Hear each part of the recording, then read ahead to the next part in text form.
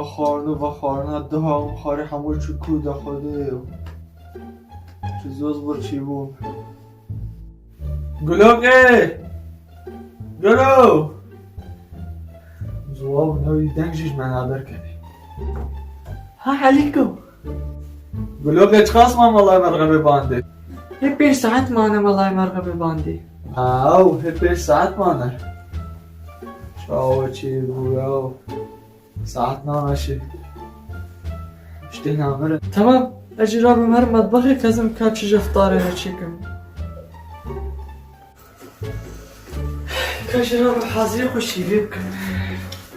امشي بدها. طب جمد يعني.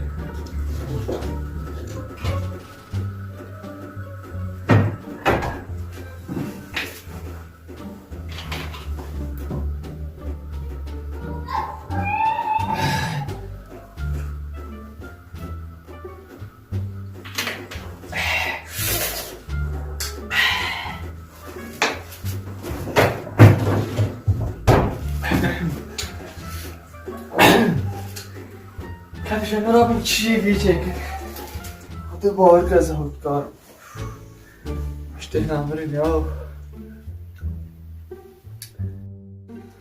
شيفا ماشي خلاص أضرب مش خارم شيء دربه يا وفك زهرم هيك الله يوريك كيف سندي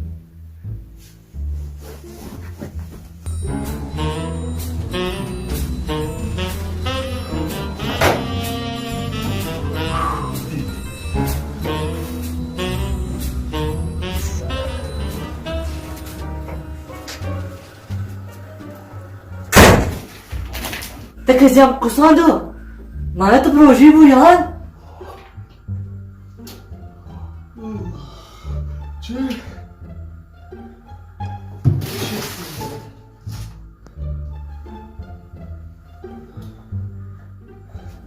شو عرفت تطبخي؟ فهمت معك؟ جام تشكيلة أطبخ شو بس بليغة فهمت معك تجدي كيف عم تطبخي؟ ما تبرو جيبو